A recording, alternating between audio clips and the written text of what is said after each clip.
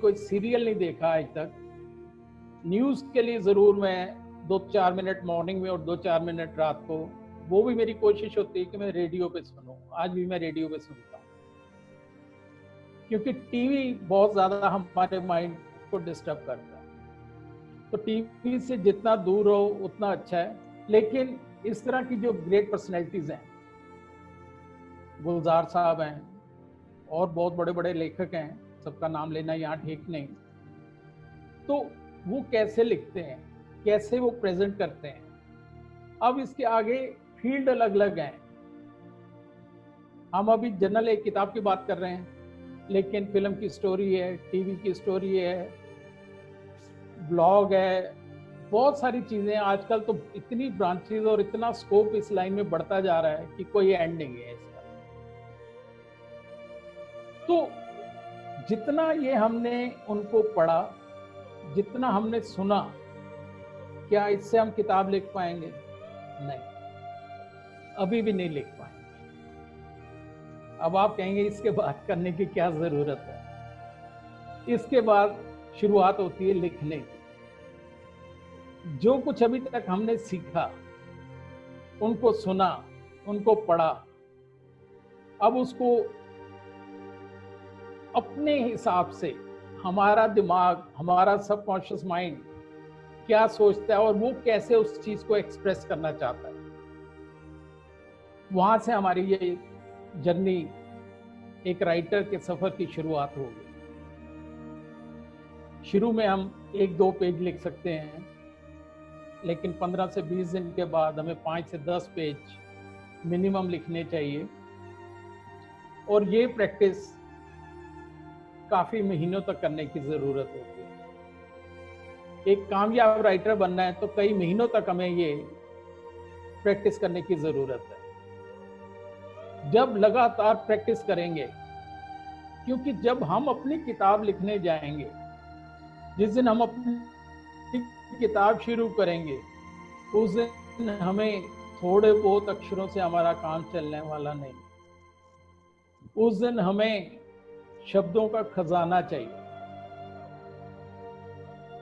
एक ही पैराग्राफ में अगर एक ही वर्ड को 4 बार यूज करते हैं तो वो भी बोरिंग सा लगने लगता है, पाठक का इंटरेस्ट खत्म हो जाता है।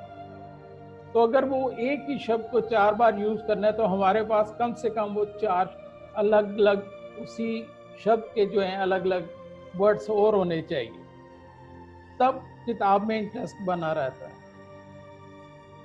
तो इन सारी चीजों को ध्यान में रख के लगातार जब हम लिखना शुरू करेंगे, तो उसके बाद जो है हमारे सफर की पहली जो सीढ़ी है उस पे हम पहुंचेंगे। वहां से शुरुआत अभी होगी।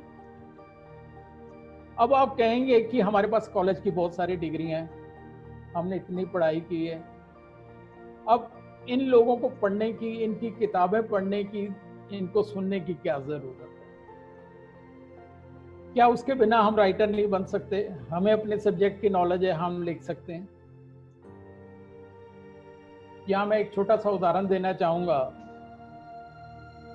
कभी कभार जब कभी हम नैनीताल, मसूरी या कुल्लू मनाली जाते हैं, तो वहां पे बहुत ही खूबसूरत झरनों से पानी गिरता है। जहां से वो पानी गिर रहा होता है, जिस झरने से, जब उसके करीब जाते हैं तो एक बहुत ही शानदार महक, बहुत ही खूबसूरत जगह होती है। हल्की हल्की वो पानी की फुहार, उसके आसपास जो फूल पौधे लगे होते हैं उनकी महक, दिल करता है कि यहीं पे बैठे रहें,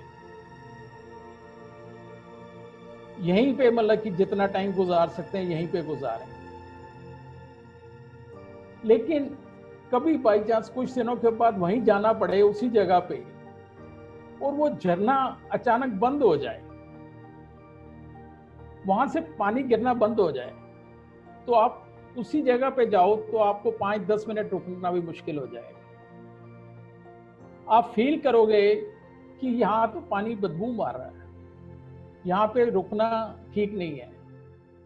तबीयत खराब होने लगती है। जगह वही है, पानी उसी झरने का है, सब कुछ आसपास पेड़ पौधे वही हैं, तो वो फ्रेशनेस, ताजगी कहाँ गई? जो 2 दिन 4 दिन पहले हमें बहुत अच्छी लग रही थी, वो कहाँ चली गई? आज क्यों नहीं ये सब कुछ अच्छा लग रहा? पहले जो झरने का पानी लगातार गिर रहा था, उसकी जो महक, जो ताजगी थी, वो आज खत्म हो चुकी है। ये जो मैंने कहा कि हमें लगातार पढ़ने की जरूरत है, लगातार इनको सुनने की जरूरत है, तो उसका सिर्फ यही पर्पज होता है कि हर दिन एक नई ताजगी बनी रहती है, हमारे पास नए नए विचार आते रहते हैं। जो नए नए विचार इस तरह के आते हैं, उन विचारों को ही निखार के हम आगे जो है अपनी किताब में शामिल कर सकते हैं। विचारों से ही चमत्कार होते हैं, हमारे विचारों से ही आविष्कार होते हैं। अगर ये इतनी सारी किताबें आज तक ना लिखी गई होती, तो मेरा ये मानना है कि शायद आज भी आदमी जंगलों में रह रहा होता, कच्चा मांस खा रहा होता वहां पे। आज हम दुनिया की अगर इतनी सुख सुविधाएं एंजॉय कर रहे हैं, दुनिया की हर चीज, हर फैसिलिटी को अपनी इच्छा मुताबिक हम ढाल लेते हैं, जो कुछ हमें चाहिए वैसा हम बना लेते हैं, तो ये सब कुछ अगर है तो ये सिर्फ किताबों का जो ज्ञान है, सिर्फ उसकी बदौलत हम ये सब कुछ एंजॉय कर रहे हैं।